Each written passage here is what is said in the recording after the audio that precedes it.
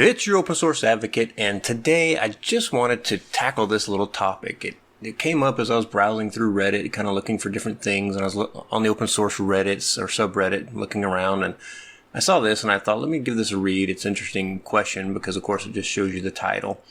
So this is somebody who started basically making an open source project, and somebody, like me, probably found it and thought it was neat and went out and made a video about it, and a bunch of people started going out and trying it, and it just kind of blew up, which is great. Don't misunderstand. I think it's amazing that we have people who make awesome open source projects, and I think it's great that we can get out there and get a hold of them, but the unfortunate things happen that you get someone who makes something and it's exactly what he says right here. Suddenly you become tech support for 100+ people. Now with my channel, I show you how to install and set up open source software every week. That's my whole purpose, is to help you run open source software.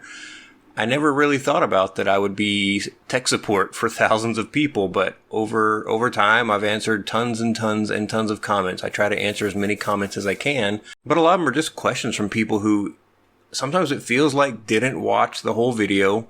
They saw something and thought, I'm just going to go try it.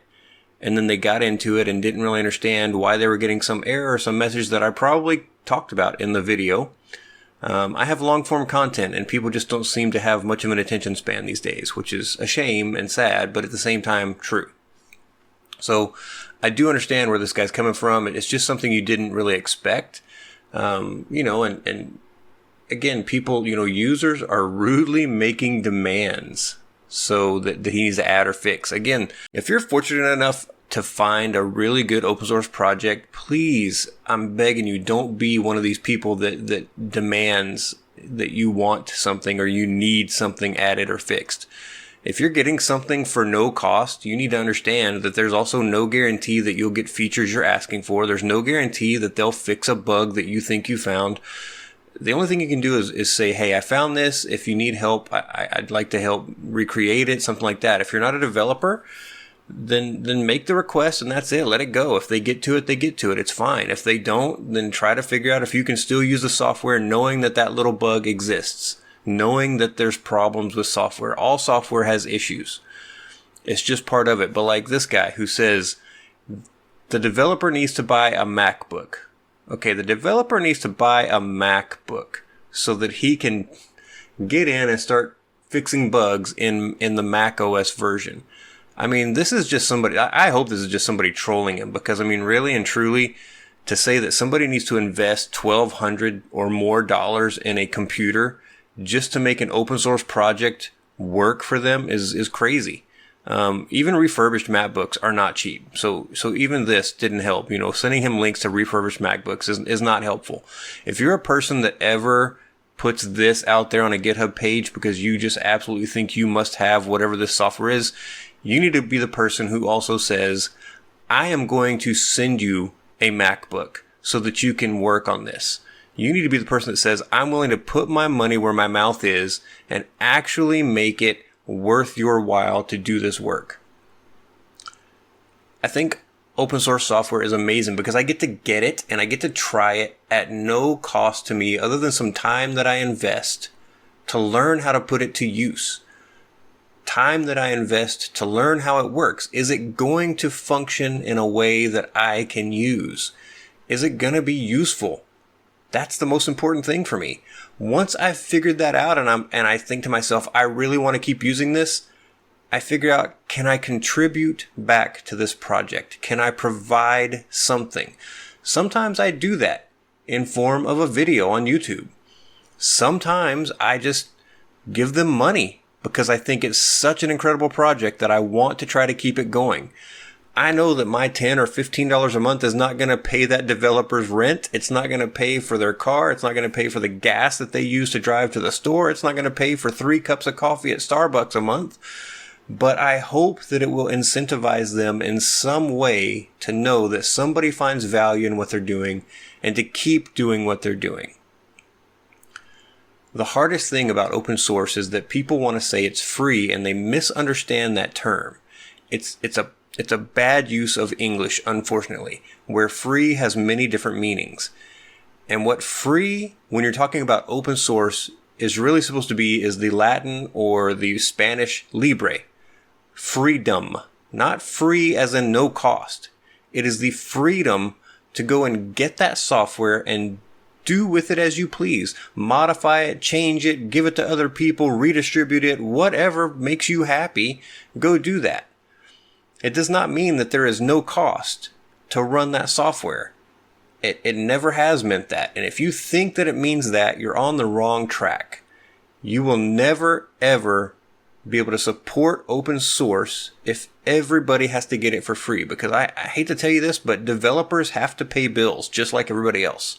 Developers have to live. Developers have families. Developers have things that they have to get done. And if we're not paying them to do an open source project and we're lucky enough that they continue with an open source project that we like, then guess what? They're doing it in their spare time. They're not doing it as a full-time job if they're not getting paid. They're doing it in their spare time. So be one of those people that's really positive about the great software that you get. Be positive about the things that somebody is working hard to provide you. And if you're not giving back in some way, then be thankful for what you are getting. I'm begging you to please be thankful with me. If you can spare $1 for a project you really like that you use every day, I know that doesn't sound like a lot, but I have almost 100,000 subscribers on YouTube. Almost 100,000. If every one of them gave 50 cents to their favorite project every month, $0.50, that's $50,000 a month to support an open source project. I mean, that would be incredible for any developer. I just want you guys to really think about what is happening when somebody puts out an open source project. They are taking their time to do something that they wanted to do something that makes them happy, to provide a tool that also provides them value. Be one of those people that says, thank you so much for this. I truly appreciate it. Be one of those people that says, hey, I found a small bug. Here's some really good steps to help reproduce it. And if you need more from me, let me know. Be one of those people that is patient. Because again, these people are doing this in their volunteer spare time. Maybe that's 1 hour a week. Maybe that's 1 hour a month. Who knows? But please, if you'll just be a good person, be a good open source advocate, these things will continue. But I feel for this guy. I do. When I read this, I feel for it. And he's got lots of people giving him advice down below that says, you owe nobody anything. And that's true. He owes nobody anything because they have not paid him for this software. He did not warranty this software. In fact, most open source licenses say this software is delivered as is without warranty. He owes them nothing. I think the shame of it is that he probably started this and enjoyed working on it. And people just beat him down to the point that he's like, I don't even want to do it anymore. He just wants to leave the project. He wants to abandon it. I hate that. And I hope if he happens to catch this video that he'll know that I appreciate it. He never says what his project is. I don't think anybody ever asks. And honestly, that's not the point. I think the point is that he has been pushed to the level that he says, I just don't want to do it anymore. And I really worry that that happens with tons of open source projects. You'll see it. There's a really great project and you'll go look at the GitHub page and it hasn't been touched in 2 years. And it's because they either got it to a place where they were happy with it or they got tired of dealing with all of the bugs that are coming in. I saw a post from the person who does the Navidrome project. It's a music streamer. If you've never seen it, I've got a video on it. I use it. I really like it. It's really great. I enjoy it a lot. So the developer was asking for help to sort through the huge number of bugs and problems and requests and enhancements that people are asking for. And I thought, you know what, let me try to help him. And I started looking at it and it was overwhelming for me just to look at it.